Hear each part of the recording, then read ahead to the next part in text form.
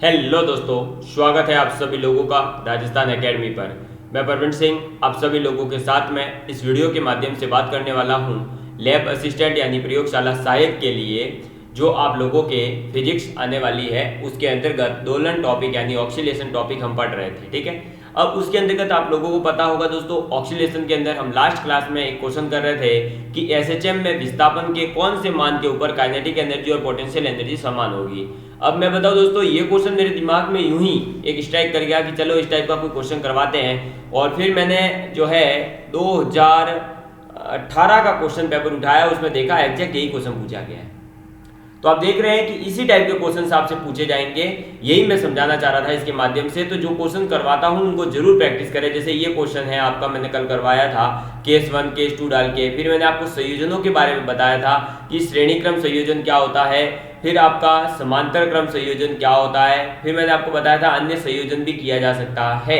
अब श्रेणी क्रम जब संयोजन हो रहा है तो आपका के इफेक्टिव कितना आता है, तो वो 1/k is equal to 1/k1 plus 1/k2 होता है। अगर आप समांतर क्रम में जोड़ रहे हैं तो k equal to k1 plus k2 plus k3 up to kn, ठीक है, जितनी भी स्प्रिंग है उसके अकॉर्डिंग हो जाएगा।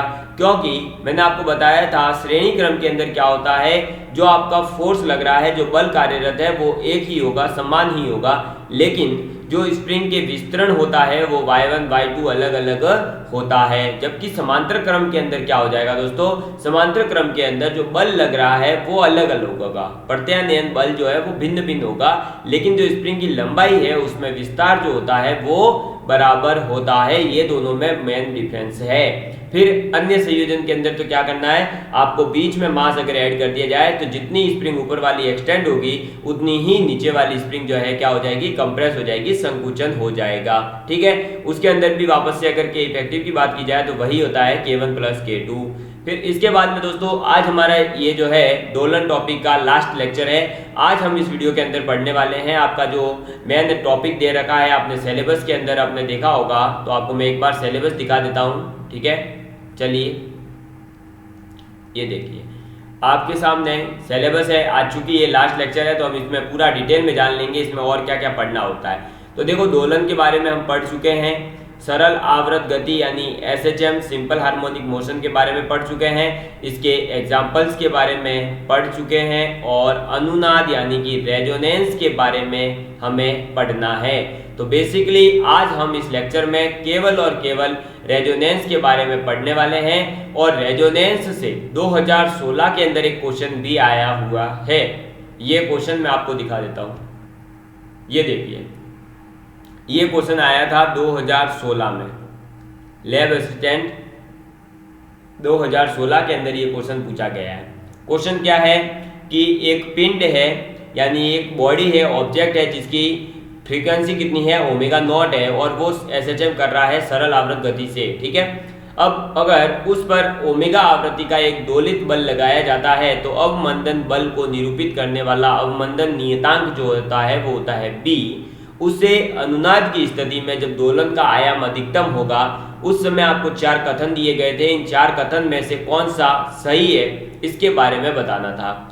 ठीक है, अब ये क्वेश्चन जो है बिल्कुल केवल और केवल अनुनाद की जो डेफिनेशन होती है उस परिभाषा के बेस पर ही है। क्योंकि मैं आपको बता दूं, अनुनाद की परिभाषा अभी हम वैसे डिटेल में पूरा पढ़ने वाले हैं। अनुनाद की परिभाषा के अकॉर्डिंग केवल इतना है कि जब आपका जो प्रत्यानयन बल है या जो आप बल लगा रहे हैं, जो दोलित बल है, उसकी आवृत्ति और आपके सरल आवृत गति करने वाले पिंड की आवृत्ति जो नेचुरल है, प्राकृतिक रूप से उसकी आवृत्ति है, वो दोनों बराबर हो जाए या उसका पूर्ण गुणज हो जाए, तब हम अनुनाद की स्थिति कहते हैं। तो एक तो बराबर हो जाना चाहिए जो ये रहा, ठीक है, क्योंकि 0 होने पर तो ये बराबर होते हैं। बाकी स्थिति में जब भी शून्य नहीं है तब ये omega naught greater than omega होगा, क्योंकि पूर्ण गुणज होता है। तो समझ में आ गई बात, बस ये 2 चीजें थी और कुछ भी नहीं था इसके अंदर। समझ में आ गई बात। तो आपसे जो है ऐसे क्वेश्चन पूछे जा सकते हैं। अब हम जो है अवमंदित, ये जो दोलित बल है ये क्या होता है, अवमंदन नियतांक क्या होता है, फिर आपका प्रणोदित एक कंपन होता है उसके बारे में जानेंगे, और अनुनाद के बारे में जानेंगे। तो आप टॉपिक में अब सबसे पहले मेंशन करेंगे किसके बारे में दोस्तों, तो सबसे पहले आप बात करेंगे अवमंदित दोलन के बारे में। अवमंदित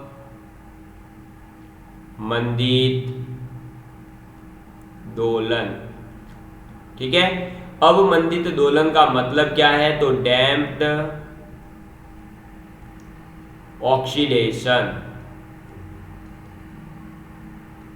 डैम्प्ड ऑक्सीडेशन। समझ में आ गई बात? क्लियर है? चलिए, अब डैम्प्ड ऑक्सीडेशन के बारे में, डैम्प्ड ऑक्सीडेशन होता क्या है? ऑक्सीडेशन बेसिकली आपने देखा होगा दोस्तों, पीछे हम पढ़ते हुए आ रहे हैं कि प्रत्यानयन बल लग रहा है, लेकिन अगर आपका किसी भी एक ऐसे ऑब्जेक्ट के बारे में बात कर रहे हैं जो वाइब्रेट हो रही है, कंपन कर रही है, और उसके ऊपर अगर प्रत्यानयन बल, उसके ऊपर प्रत्यानयन बल जो है लगातार लगता रहता है, और वह वस्तु लगातार एक इनफाइनाइट टाइम पीरियड के लिए, एक मतलब नॉट डिफाइंड टाइम, उसका जो है कोई टाइम पीरियड नहीं डिफाइंड किया हुआ हो, वहां तक वो अगर वाइब्रेट होता रहे, कंपन करता रहे, तो इस प्रकार का जो कंपन होता है उसे हम कहते हैं मुक्त कंपन, फ्री वाइब्रेशन, या इसी प्रकार का जो दोलन हो जाएगा तो उसे कह देंगे हम मुक्त दोलन। और जब ऐसा दोलन हो रहा है तो उसकी जो आवृत्ति होती है, उस आवृत्ति को कहते हैं प्राकृतिक आवृत्ति, यानी नेचुरल फ्रीक्वेंसी। क्या कहते हैं? नेचुरल फ्रीक्वेंसी कहते हैं। और आपको बता दूं, जब मुक्त दोलन होगा, फ्री ऑक्सीलेशन होगा, तो उसके अंदर केवल और केवल एक बल काम करता है, वो है प्रत्यानयन बल। समझ में आ गई बात? प्रत्यानयन बल ही काम करता है। साथ ही साथ समय के साथ में, आप समय चाहे कितना ही ज्यादा हो जाए, आयाम इसका और इसकी एनर्जी जो है वो हमेशा कांस्टेंट रहेगी, नियत रहेगी। समझ में आ गई बात? तो इस चीज को आप एक बार लिख लेंगे।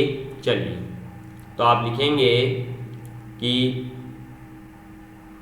सरल लोलक, सरल लोलक पर केवल प्रत्यानयन बल, प्रत्यानयन बल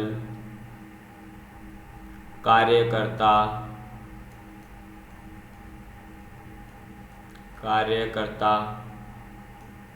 है, तो वह वस्तु अनंत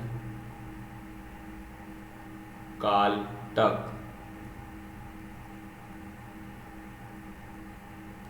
कंपन कर सकती है।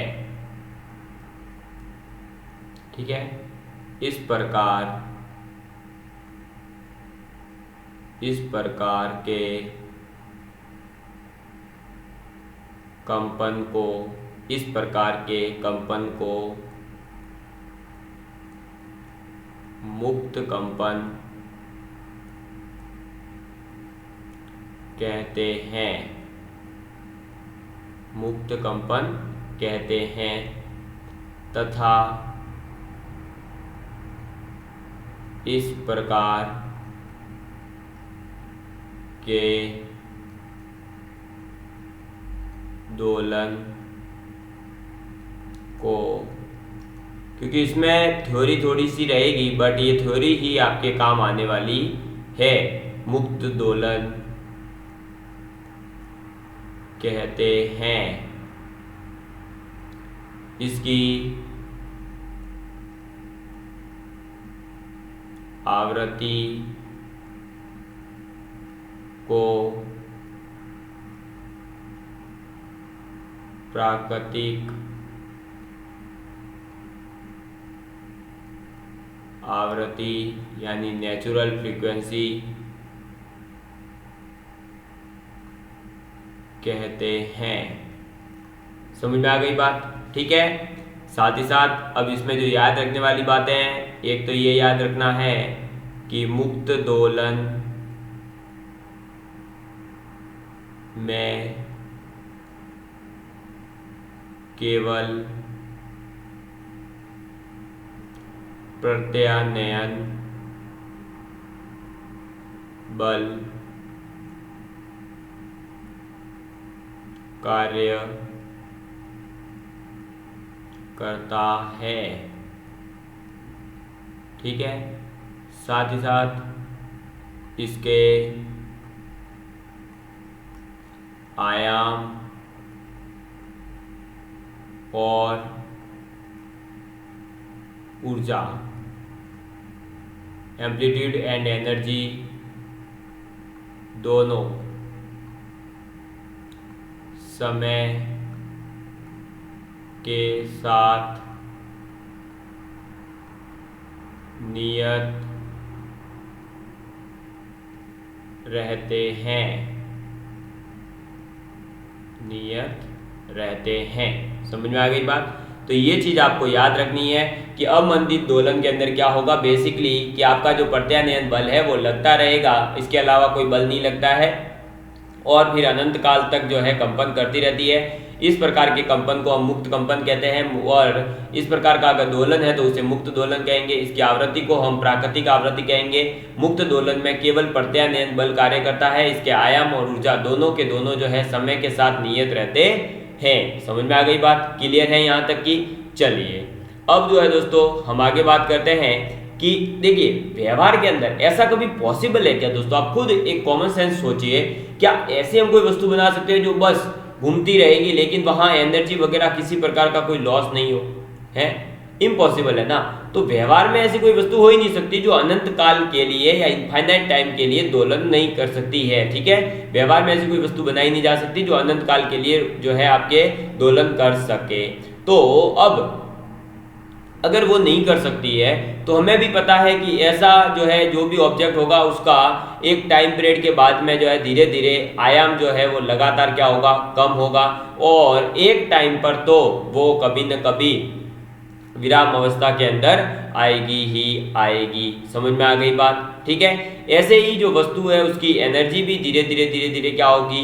घटेगी और एक टाइम पर जब इसका आयाम 0 हो जाएगा उसी समय उसकी ऊर्जा क्षय के कारण दोलनों के आयाम में लगातार कमी आ रही है और इस कमी होने को जो है हम अवमंदन कहते हैं। तो यहाँ ये लिख लीजिए आप, क्या आप लिखेंगे? ऊर्जा क्षय के कारण, ऊर्जा हानि के कारण भी लिख सकते हैं। ऊर्जा हानि के कारण दोलनों के आयाम के लगातार कम होते जाने को अवमंदन कहते हैं। ठीक है, ऊर्जा क्षय के कारण दोलन के आयाम में जो लगातार कमी आ रही है उसको हम क्या कह रहे हैं? अवमंदन कह रहे हैं। अब यहाँ पर इसमें जो अवमंदन आ रहा है वो किसी न किसी एक बल के कारण आ रहा होगा। जैसे जनरली क्या होता है? घर्षण होता है भाई। ऐसे ही आपके जब लिक्विड की बात की जाती है तो श्यानता होती है, वैसे ही जब दोलन के अंदर बात कर रहे हैं तो अवमंदक बल कहलाएगा वो बल। समझ में आ गई बात? तो यहाँ पर जो घर्षण बल होगा वो क्या कहलाएगा? अवमंदक बल कहलाएगा। अभी जो अवमंदक बल होता है ये सामान्यतः दोलक का जो वेग है उसके अनुक्रमानुपाती होता है लेकिन विपरीत दिशा के। तो हम यहाँ फॉर्मूला दे सकते हैं कि Fd यानी damped force is directly proportional to -v और Fd is equal to -bv, यानी कि डैम्प्ड फोर्स जो है वो इक्वल होता है minus of b into v। अब v तो क्या है? उस दोलन का वेग है और ये b क्या है? तो b है अवमंदन नियतांक। क्या है? अवमंदन नियतांक। समझ में आ गई बात? इस चीज को आप याद रखेंगे। तो जो दोलन है या जो दोलक है आपका उसके ऊपर जो टोटल बल लगता है वो होता है एक तो आपका प्रत्यानयन बल और एक होता है अवमंदन बल। समझ में आ गई बात? अब चूंकि मैंने आपको बताया है कि भाई टाइम के साथ में इसका आयाम कम होते जा रहा है तो हम अवमंदित दोलन की अगर बात करें दोस्तों तो उसको रिप्रेजेंट करने का एक डायग्राम जो है मैं आप सभी लोगों के सामने बना देता हूं। ये लीजिए, इस टाइप से, ठीक है। और ये लीजिए,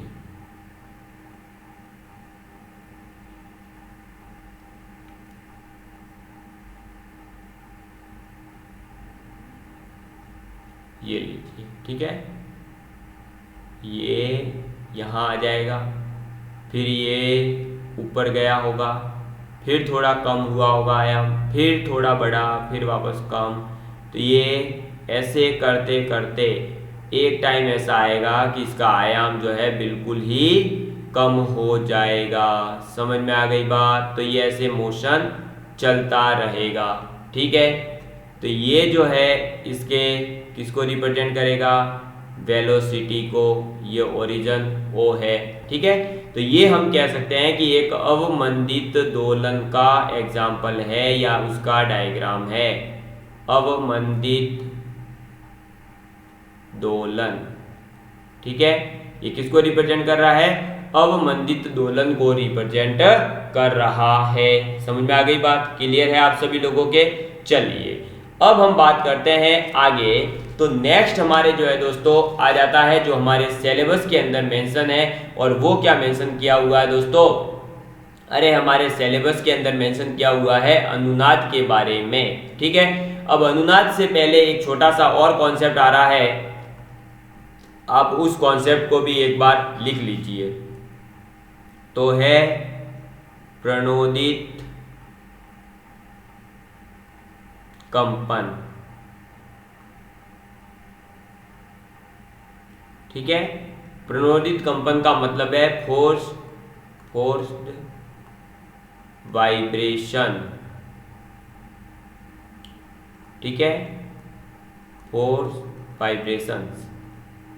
अब देखिए दोस्तों, फोर्स्ड वाइब्रेशन का मतलब बेसिकली क्या होता है कि जब आपने देखा होगा कि आप अगर अपनी ये कॉपी पढ़ी है, ठीक है, उस कॉपी के ऊपर पेन वगैरह पढ़े, आप जैसे इस कॉपी को थप्पड़ मारेंगे तो वो पेन वगैरह सब हिलने लगते हैं। कहने का मतलब है जैसे देखो आटे की चक्की है, आपके कुएं की मोटर है, वो सब जब चलने लगती है तो उसके आसपास की जो वस्तुएं होती है वे सब भी हिलने लगती है। या जब भूकंप आता है तो घर हिल रहा है तो घर के अंदर का सामान भी हिलने लगता है ना, तो जो आसपास की वस्तुएं हैं वे भी हिलने लगती है और उसे ही हम कहते हैं प्रणोदित कंपन। क्या कहते हैं? प्रणोदित कंपन कहते हैं। हम यहाँ एक एग्जाम्पल से समझेंगे डायग्राम बना करके।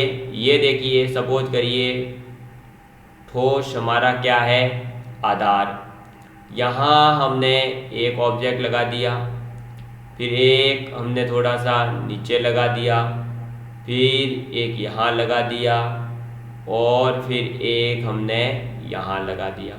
इनके नामकरण कर दो, ये ए, ये बी, ये सी, ये डी, ठीक है। अब ये जो ए बी सी डी हमने नाम दिए हैं, यहाँ पर हमने देखा कि हम ए को कंपन कर देते हैं। किसको? इसको क्या कर रहे हैं? कंपित कर देते हैं, यानी कंपन दे देते हैं। तो कंपित कर देते हैं। कंपित करने का मतलब इसको जैसे ही आपने थोड़ा सा इधर लिया और मूव करवाते ही आपने जैसे ही इसे छोड़ा, ये यहाँ टकराएगा, ये टकरा करके इधर जाएगा, ये टकराएगा, ये चलाएगा, तो ये सब ये इधर मूव करेगा। देखो पहले ये इधर खिंचा था तो आपने ये इधर मूव करेगा, फिर ये इधर टकराया होगा, फिर ये इधर गया, फिर ये इधर गया, फिर ये सब इधर आए होंगे तो इधर गए होंगे। मतलब ये चारों के चारों क्या करने लग जाएंगे? अब क्या करने लगेंगे? कंपन करने लगेंगे, ठीक है। तो जो आपका बी सी और डी है वो भी ए की जो आवृत्ति है उसी से कंपन करने लगेंगे। तो ए की जो आवृत्ति होगी, इस ए की जो आवृत्ति होगी उसी से ये सब बी सी डी भी क्या करेंगे? कंपन करने लग जाएंगे। तो जो आपका बी सी डी ये तीनों जो मोशन कर रहे हैं इसे हम कहते हैं प्रणोदित कंपन। क्या कहते हैं? प्रणोदित कंपन। समझ में आ गई बात? क्लियर है आप सभी लोगों के? तो इस चीज को आप याद रखेंगे। क्या याद रखेंगे? प्रणोदित कंपन के अंदर आपका जो ए है वो तो कहलाता है प्रेरक, ये ए जो है ये क्या कहलाएगा? प्रेरक। यानी कि भाई यही तो इन सबको उत्तेजित कर रहा है, यही तो इन्हें मोटिवेट कर रहा है, यही तो इनके कैटेलाइजर की तरह काम कर रहा है, तो इसने इसको प्रेरक करा। इस प्रेरक के बाद में ये बी सी डी जो है लोलक अपने आप ही कंपन करने लग जाते हैं। और जब प्रेरक की आवृत्ति प्रेरित की प्राकृतिक आवृत्ति के बराबर होती है, ठीक है, बी में कंपन प्रेरित करता है, भाई बी सी डी के अंदर क्या कर रहा है? कंपन आ जाएगा ए की वजह से, तो ए जो है वो तो है प्रेरक, और बी सी डी में जो है ये तीनों क्या कहलाएंगे? प्रेरित कहलाएंगे। भाई इसके प्रेरक की वजह से ये प्रेरित हुए ना, उसकी वजह से तो इन्हें प्रेरणा मिली, और ये आगे जैसे मैं आपको मोटिवेट कर रहा हूँ, मैं आपको पढ़ा रहा हूँ, आपको फ्री एजुकेशन दे रहा हूँ, तो आप लोग मोटिवेट होकर के अपने दिल में ये ला करके कि हाँ, जब हमें कोई फ्री में पढ़ा सकता है तो हम फ्री में पढ़ क्यों नहीं सकते? हमें कोई फ्री में पढ़ा सकता है तो हम फ्री में क्यों नहीं पढ़ सकते? और आप पढ़ने लग जाते हैं, और एक दिन आप जो है सरकारी सेवक बनते हैं, आप लैब असिस्टेंट बनते हैं, या किसी अन्य जॉब में भी लगते हैं, तो आप मेरे से आके जरूर मिलेंगे। तो जो आपका जो ये प्यार होगा, आप जो प्रेरित हुए मेरी वजह से, तो आप मेरे द्वारा आपको प्रेरित किया गया, आपको मोटिवेट किया गया, और आप मोटिवेट हुए, और आप इतने मोटिवेट हुए, जितना मैंने मोटिवेट करा उतने के उतने आप मोटिवेट हो गए। यानी कि आपकी और मेरी दोनों की जो है सोच अब एक जैसी हो गई। आपने भी सोच लिया कि हमें पढ़ना है, हमें सर पढ़ा रहे हैं तो हम पढ़ेंगे, और मैंने भी सोच लिया कि अगर मैं बच्चों को पढ़ाना चाहता हूं तो मैं उन्हें अच्छे तरीके से और पूरी वेल क्वालिटी के साथ में पढ़ाऊंगा। तो क्या हुआ? आपकी प्रेरित होने की क्षमता और मेरे प्रेरण करने की क्षमता दोनों बराबर हो गई। यानी कि प्रेरक की जो आवृत्ति है वो और प्रेरित की जो आवृत्ति है वो जब बराबर हो जाती है, तो आपका जो है प्रेरित में अधिकतम ऊर्जा हस्तांतरित होती है, और प्रेरित का आयाम भी अधिकतम होता है। किस टाइम पे? जब आपका प्रेरक और प्रेरित की जो आवृत्ति है वो बराबर हो जाए।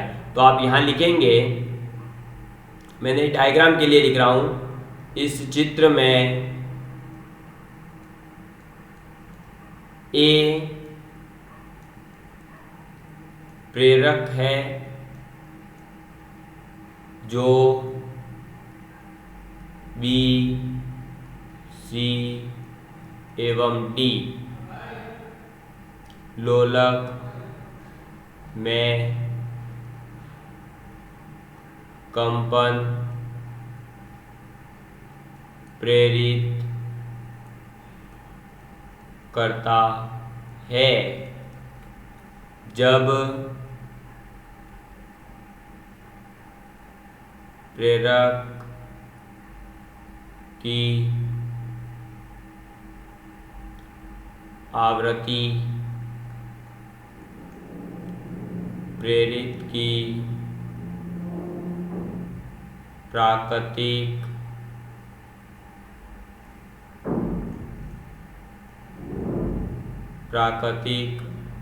आवृत्ति के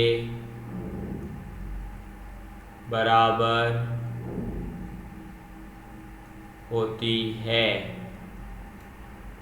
तो प्रेरित में अधिकतम, ये थ्योरी में आपसे क्वेश्चन पूछा जा सकता है, जैसे लास्ट ईयर एक पूछा गया है वैसा ही बना करके, तो अधिकतम ऊर्जा हस्तांतरित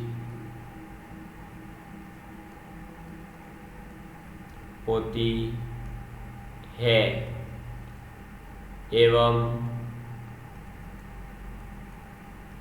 प्रेरित का आयाम भी अधिकतम यानी मैक्सिमम होता है। समझ में आ गई बात? ठीक है। अभी तक आपने देखा होगा कि सर आपने कहीं पर भी हमें डैम्प्ड फॉर्मूला के लिए केवल आपने डैम्प्ड फोर्स के लिए या अवमंदित दोलन के लिए Ft = -bv लिखवा करके छोड़ दिया है, लेकिन वहां तो आ रहा है ओमेगा नॉट और ओमेगा, और वो सब क्या है? तो वो सब जो है पीछे की भी कुछ चीजें रह गई है, उन सभी चीजों को हम एक साथ अब अनुनाद में कंप्लीट करेंगे, क्योंकि अनुनाद समझने के लिए ही वह चीज़ें काम की है और जो क्वेश्चन बनेगा वो अनुनाद से ही वापस बनेगा, इसलिए हम इस चीज़ को बहुत ही अच्छे तरीके से समझने वाले हैं। तो अब आप अपने दिमाग की पूरी जितनी भी इंद्रिया, ज्ञानेंद्रिया, स्यादेंद्रिया, प्यातेंद्रिया जो भी है सभी एक जगह कंसंट्रेट कर लीजिए और अपने दिमाग के अंदर जो भी ख्याल है उन सभी को निकाल दीजिए, क्योंकि ये टॉपिक ऐसा है दोस्तों अनुनाद, जो आप अगर एनसीईआरटी में देखेंगे तो बहुत छोटी सी 2-4 लाइनों में मिलेगा और कई बुकों में ये मिलेगा भी नहीं। इस टॉपिक को समझाने के लिए मैंने खुद ने बढ़िया से 2 पेज के नोट्स बनाए हैं और बहुत कॉलेज की बुकों में से मेरी और ग्रेजुएशन स्टैंडर्ड की जेम लेवल की जो बुकें थी, आईआईटी जेईई लेवल की बुक में भी ये सिलेबस में इतना ज़्यादा डीप में नहीं दे रखा है। मैंने पूरा ढूंढ करके इसके लिए जहाँ से क्वेश्चन बन सकता है वो सब चीज़ें आपके सामने लाई है। तो आपको प्लीज़ इस चीज़ को जो है अच्छे से नोट करिएगा। और आप अगर कोई दोस्त आपका पेड कोर्स लेकर के बैठा है या मुझे पता है कि फ्री एजुकेशन में दे रहा हूँ, तो आप लोगों ने भी कहीं ना कहीं जो है पेड कोर्स लिया होगा, क्योंकि आप लोगों को भी ये लगता है कि फ्री में नहीं पढ़ाया जा सकता, लेकिन मैं आपको प्रूव करके दिखाऊंगा, बस आप रिजल्ट तक का वेट करिए। तो जो लोग इस टॉपिक को पढ़ा है कहीं तो बता दीजिएगा कि रेजोनेंस ऐसा किसी ने पढ़ाया है क्या जैसा अभी आप पढ़ने जा रहे हैं। प्लीज इस वीडियो के नीचे, मैंने आज तक आपसे नहीं कहा है किसी वीडियो में कमेंट होना चाहिए, लेकिन मैं आपसे रिक्वेस्ट कर रहा हूं कि आज इस वीडियो के अंदर मैं चाहता हूं कि इस वीडियो में आप इस रेजोनेंस टॉपिक को कितना अच्छे तरीके से समझ पाए हैं, प्लीज प्लीज प्लीज कमेंट करिएगा, ठीक है। चलिए तो हम समझते हैं रेजोनेंस को। तो अनुनाद जो है दोस्तों वो क्या कहता है, आपने इससे पहले प्रणोदित दोलन पढ़ लिया है। अब प्रणोदित दोलन के अंदर क्या होता है कि जब किसी वस्तु पर आप बाह्य बल लगाते हैं तो उसकी आवृत्ति जो है वस्तु की एक स्वाभाविक जो आवृत्ति होनी चाहिए उससे भिन्न होगी, ठीक है। अब ये जो भिन्न है तो आपको सीधा सा पता है कि वस्तु के ऊपर जो आप बल लगा रहे हैं उस बल की भी कुछ आवृत्ति होगी, उस आवृत्ति के कारण ही जो है प्रणोदित दोलन करने लगती है, ठीक है। अब पहले क्या होगा कि जो आयाम वगैरह है वो बहुत कम होगा। ऐसा तो नहीं कि आपने जैसे ही बॉल को थोड़ा सा बल लगाया वो एकदम से पूरी धमाधम एकदम फुल आयाम मैक्सिमम आयाम पर चलने लगेगी, नहीं, धीरे धीरे, ठीक है।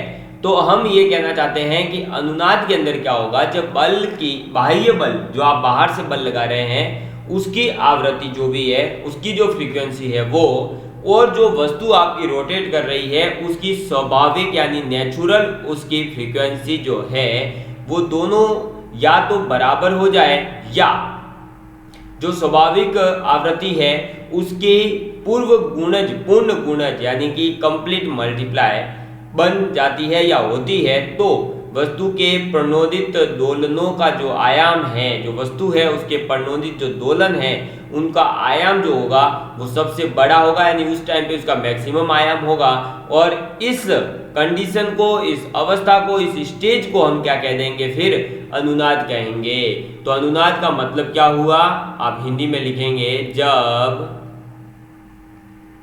बाह्य यानी कि एक्सटर्नल बाह्य बल की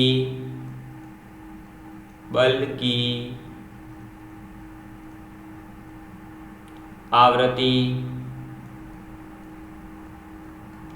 वस्तु की स्वाभाविक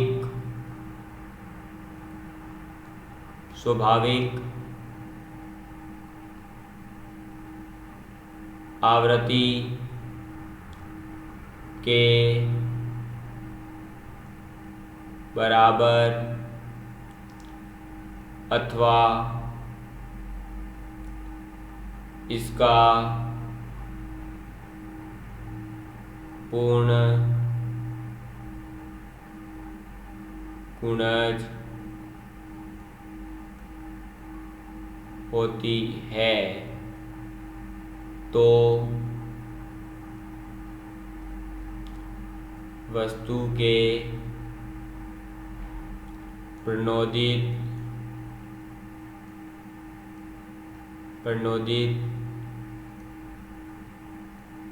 दोलनों का आयाम बहुत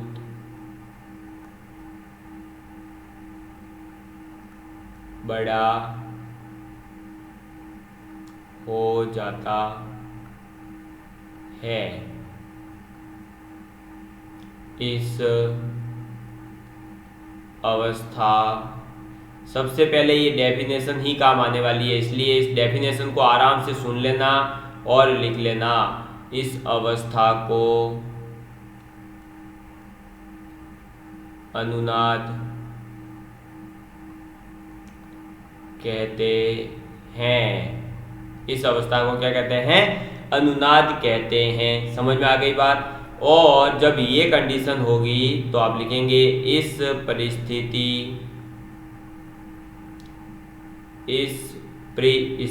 में प्रेरक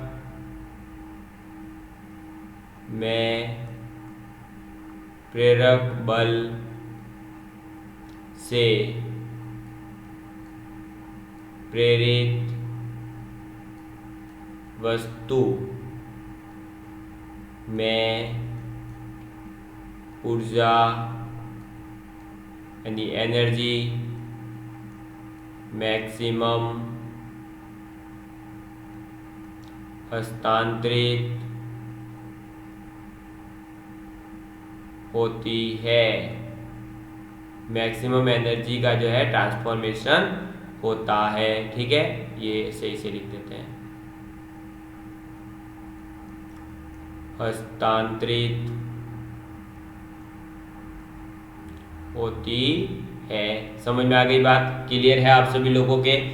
अब आप लोगों ने अनुनाद की डेफिनेशन तो पढ़ ली कि जब आपके बाह्य बल की जो फ्रीक्वेंसी है वो और उस वस्तु की जो नेचुरल फ्रीक्वेंसी है वो बराबर हो जाए या उसका पूर्ण गुणज हो जाए, तो इस कंडीशन में क्या हो जाएगा, जो आयाम है वो मैक्सिमम होगा और एनर्जी का ट्रांसफॉर्मेशन भी जो है वो मैक्सिमम होगा। और इस कंडीशन को हम क्या कह रहे हैं? अनुनाद कह रहे हैं। अब मैं एक दो छोटे छोटे कुछ फॉर्मूलाज हैं इसके अंदर वो बता देता हूं, उसके बाद में आपका ये टॉपिक कंप्लीट।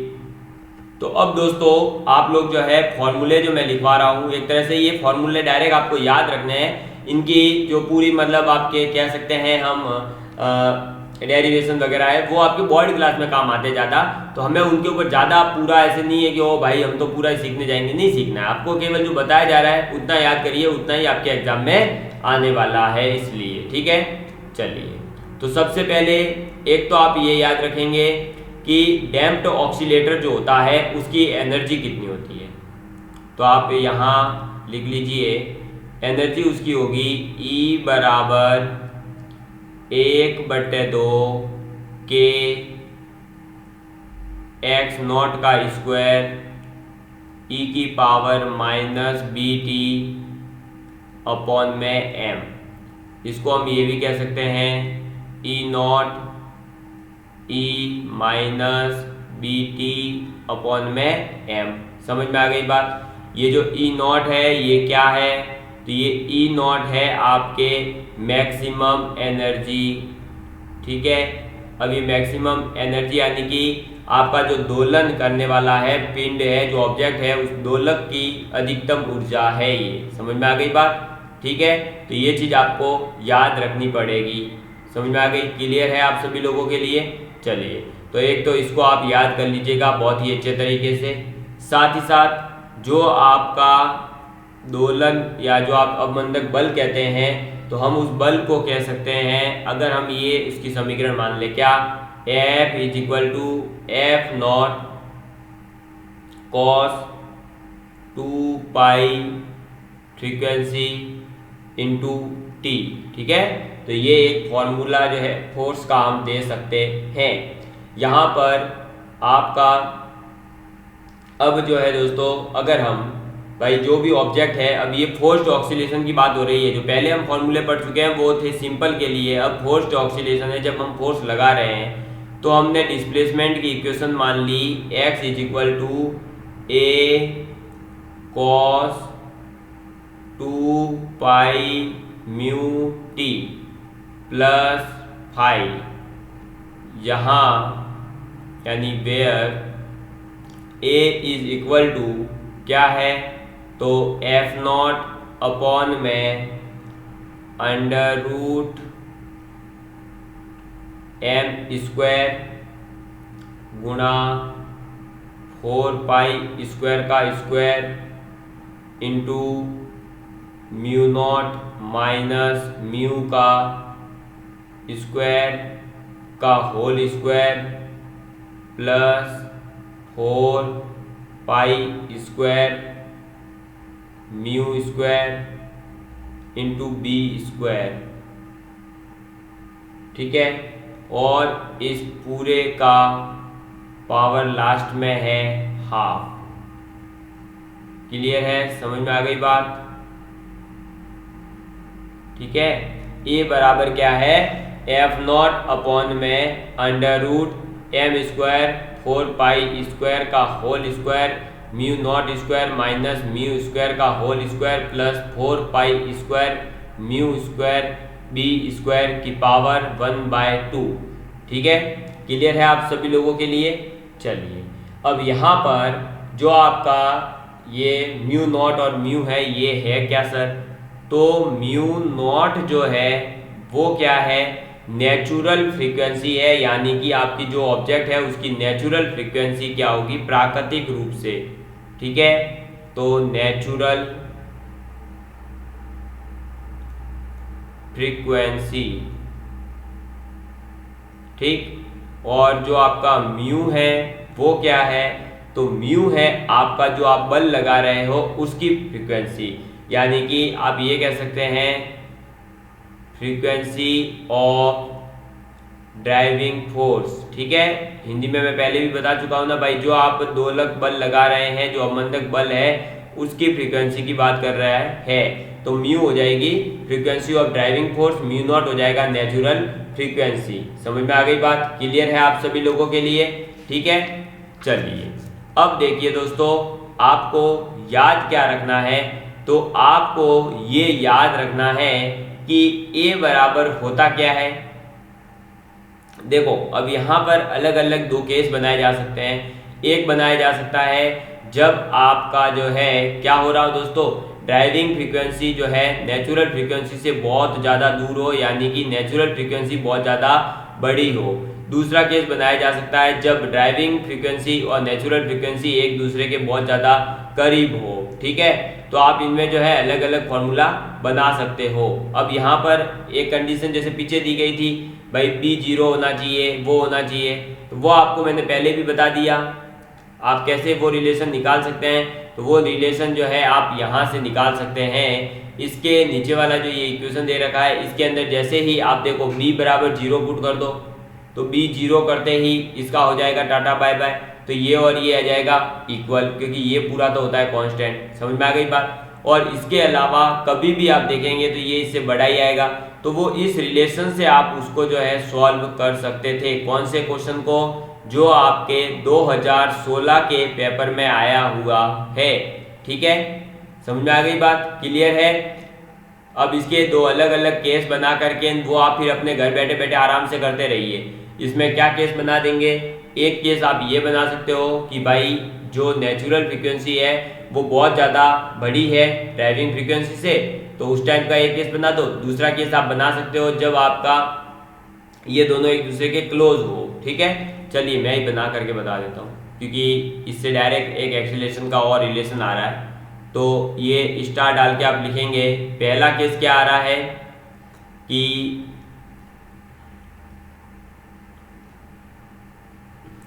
जब आपके, मैं डायरेक्ट लिख रहा हूँ, ठीक है, DF यानी ड्राइविंग फ्रीक्वेंसी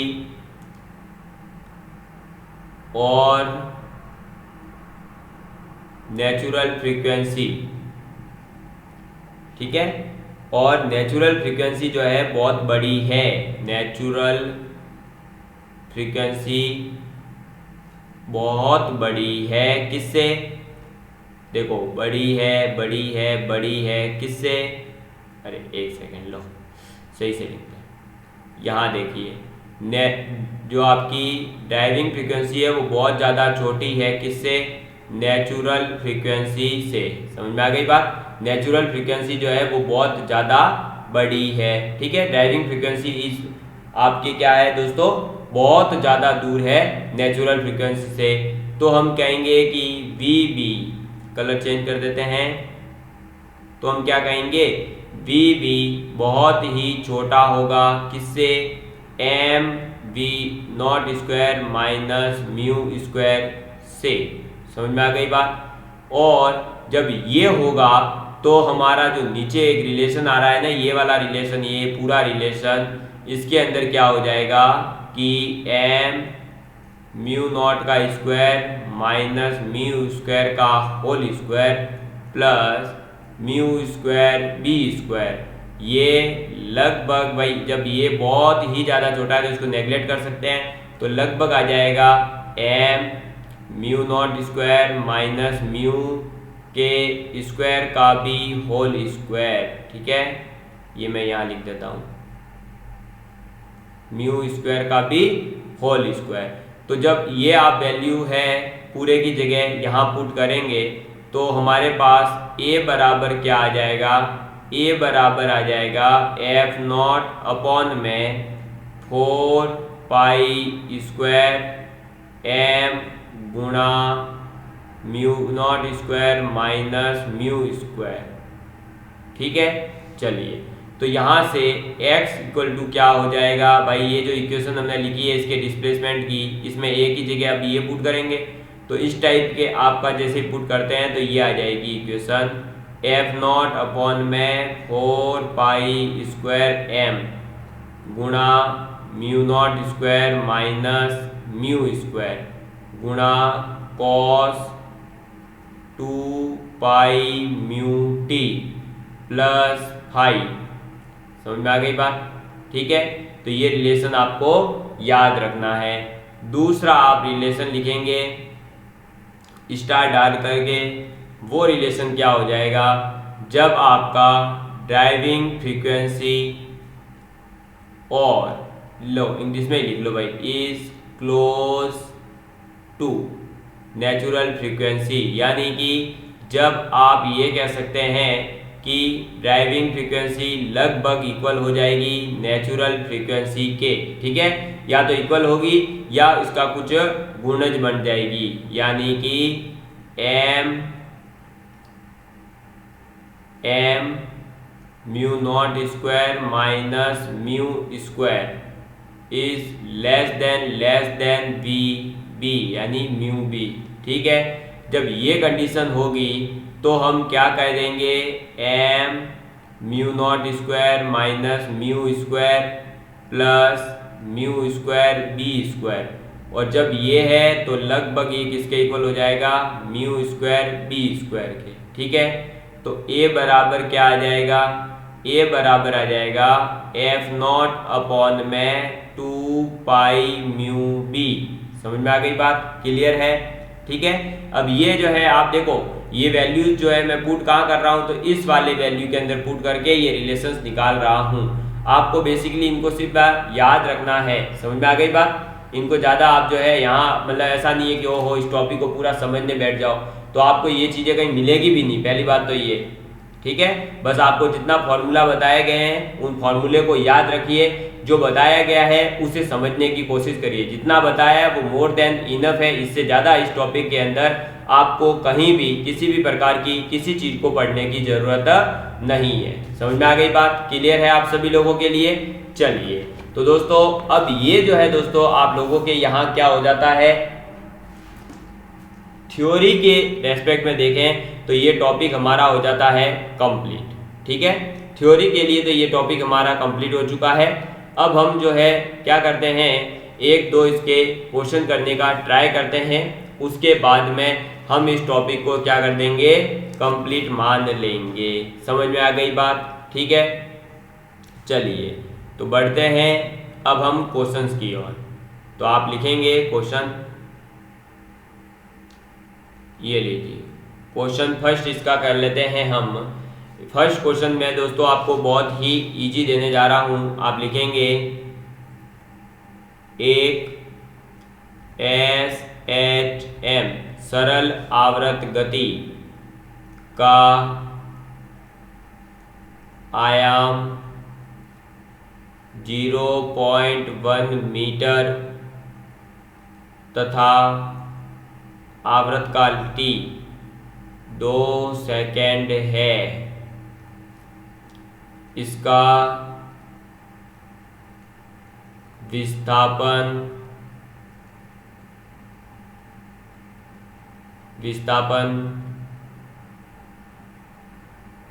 समीकरण लिखिए। ठीक है, तो आपके पास में एक प्रश्न है और प्रश्न के अंदर क्या दे रखा है कि एक आयाम है, उस जो एसएचएम कर रहा है उसका कितना 0.1 मीटर और आवर्त काल है 2 सेकेंड। आपको विस्थापन समीकरण लिखनी है। जैसा कि आप लोगों को पता है विस्थापन समीकरण क्या थी, x बराबर a साइन ओमेगा t, ये थी। अब देखो x की वैल्यू तो हमारे को पता नहीं है भाई, x तो ये तो पूरी इक्वेशन को रिप्रेजेंट करेगा, विस्थापन की समीकरण ही ये है, इसमें तो बस जो दे रखा है वो पुट करना है। आयाम कितना दे रखा है 0.1, फिर हो जाएगा साइन ओमेगा है क्या हमारे पास में, नहीं है। ठीक है, लेकिन आपको पता होगा ओमेगा बराबर होता है 2 पाई अपॉन में टी। टी की वैल्यू कितनी है 2 सेकेंड, यानी ये हो जाएगा पाई रेडियन पर सेकेंड ओमेगा बराबर। ठीक है, तो ओमेगा की वैल्यू आ जाएगी यहाँ पर कितनी, पाई। ठीक है, और ये टी का टी, और लास्ट में आप यहाँ लगा सकते हैं मीटर। क्योंकि दोस्तों ये किसको रिप्रेजेंट कर रहा है, विस्थापन को, तो इसकी जो भी वैल्यू आ रही होगी वो मीटर में ही आ रही होगी, इसलिए। ठीक है, चलिए अब बढ़ते हैं नेक्स्ट एक क्वेश्चन की ओर। आपको इस टाइप के क्वेश्चन भी देखने को मिल सकते हैं कि आपको 4 अलग अलग समीकरण दी जाए और आपसे पूछा जाए कि निम्नलिखित में से कौन सी एक आवृत्ति फलन है या नहीं है। तो हम देखना चाहते हैं कि sign omega T plus cos omega T एक आवृत्ति यानी कि पीरियडिक फंक्शन आवृत्ति फलन है या नहीं। ठीक है, चलिए इस क्वेश्चन को आप करने का प्रयास करिए जल्दी से जल्दी। आपको मैं थोड़ा सा टाइम देता हूँ, आप करिए इसको। तो दोस्तों करिए इस क्वेश्चन को आप जल्दी से जल्दी, आपको थोड़ा सा टाइम दिया जा रहा है। ठीक है, करिए करिए। तब तक आप लोगों के लिए मैं एक मोटिवेशनल कोट बता देता हूँ कि काम करो ऐसा कि एक पहचान बन जाए, काम करो ऐसा कि एक पहचान बन जाए, हर कदम ऐसा चलो कि निशान बन जाए। यहाँ जिंदगी तो हर कोई काट लेता है, जिंदगी जियो इस कदर की मिसाल बन जाए, जिंदगी जियो इस कदर की मिसाल बन जाए। तो आपने इस क्वेश्चन को करने का प्रयास किया होगा। देखिए बेसिकली जैसे ही आपको इसको आवृत्ति फलन में कन्वर्ट करना है तो सबसे पहले आप साइन और जो कॉस दे रखा है इन दोनों को या तो आप कॉस में बदल दो या साइन में बदल दो। ठीक है, चलिए तो मैं इसको सबसे पहले sign omega T plus cos omega T. अब जैसे ही मुझे पता चला कि इसको एक में कन्वर्ट करना है तो मुझे साइन ए प्लस बी का फॉर्मूला पता है, sign A cos B cos A sine B. तो इसके लिए मैं इसमें √2 का मल्टीप्लाई कर देता हूँ और √2 का ही डिवाइड कर देता हूँ। ठीक है, क्यों करा है अभी दिखेगा आपको। ये कर दिया, अभी आपको खुद को सोचना पड़ेगा। ठीक है, ऐसा मत सोचिएगा कि सर आपको तो पता होगा, नहीं भाई, जब सॉल्व पहली बार कर रहा था तब तो मुझे भी थोड़ा सोचना पड़ा था। अब देखो ये बन गया √2 एलजीडी छोड़ो, ये क्या बन गया साइन ए 1/√2 की वैल्यू कितनी होती है कॉस 45 साइन 45 बराबर 1/√2।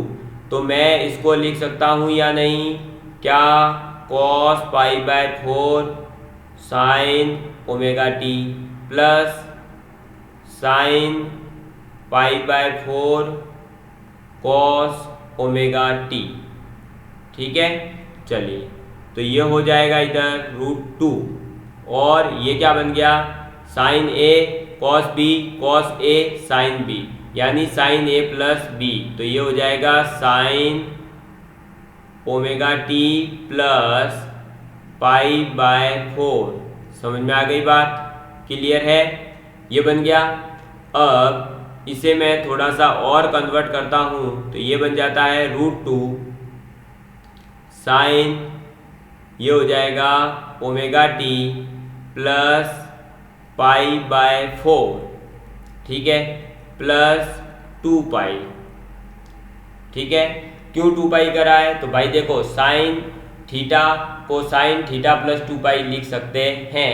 मैंने ये लिख करके अब देखिए ये क्या हो जाएगा √2 साइन, और इधर से बाहर आ जाएगा ओमेगा कॉमन, तो ये बन जाएगा t plus 2 pi by omega plus इधर हो जाएगा ये पाई बाय 4। ठीक है, और आपको दिख गया होगा कि ये एक केवल और केवल एक ट्रिग्नोमेट्रिक फंक्शन का पूरा फंक्शन बन गया, और वो भी किसका? साइन का।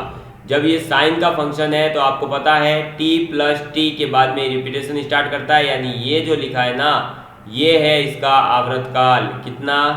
2 पाई बाय ओमेगा। तो ये इसका क्या कहलाएगा? आवर्तकाल कहलाएगा। क्या कहलाएगा? आवर्तकाल कहलाएगा। समझ में आ गई बात? क्लियर है? ठीक है, तो आपको ऐसा फंक्शन देकर के या तो आवर्तकाल पूछा जाएगा या पूछ लिया जाएगा कि ये जो फंक्शन दिया हमने ये एक आवर्ती फलन है या नहीं है। समझ में आ गई बात? क्लियर है आप सभी लोगों के? क्योंकि ऐसे क्वेश्चन IIT JEE मेंस में नीट में पूछे गए हैं, तो ऐसे क्वेश्चन आपसे पूछे जा सकते हैं। तो आपको क्या करना है, वो जो भी फंक्शन दे रखा है उसे पहले एक ट्रिग्नोमेट्रिक फंक्शन में बदलने का प्रयास करो।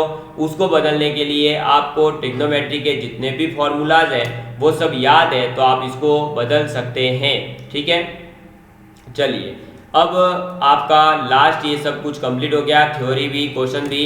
अब एक अनुनाद के कुछ उदाहरण हैं वो सुन लीजिए। जब आपका कंपित संवृत्त को किसी खोखले बॉक्स पर रखा जाए, यानी कि जो कंपित संवृत्त होता है इसको खोखले बॉक्स पर रखेंगे और वायु भर दी जाती है, तो वायु की जो स्वाभाविक आवृत्ति है और जो आपका संवृत्त है उसकी आवृत्ति बराबर होते ही उसमें ध्वनि जो है बहुत ही तीव्र सुनाई देती है। ऐसे ही पुल से जब हमारे सैनिक गुजर रहे होते हैं तो वो कभी भी कदम मिला करके नहीं चलते हैं। ठीक है, ऐसे ही भवनों की हमारे जो घर है उनकी नेचुरल फ्रीक्वेंसी और जो भूकंप आया है उससे उत्पन्न जो पृथ्वी के ऊपर आवृत्ति है वो दोनों जब बराबर होती है तब हमारा भवन जो है कंपन करने लगता है और धराशायी हो जाता है, टूट जाता है, गिर जाता है। ठीक है, चलिए ऐसा ही आपको देखने को मिल सकता है पुल या जो सुरंग वगैरह, अगर उसमें से कोई ट्रेन जा रही है तो उस टाइम के ऊपर जो है ड्राइवर कभी भी सीटी नहीं बजाते हैं। समझ में आ गई बात? क्लियर है आप सभी लोगों के लिए? इसी के साथ में आज हमारे YouTube के ऊपर फिजिक्स का लैब असिस्टेंट का 60% सिलेबस यानी 6 टॉपिक होते हैं कंप्लीट। ठीक है, अब आपको करनी है क्वेश्चन प्रैक्टिस, तो वो आप करते रहिए।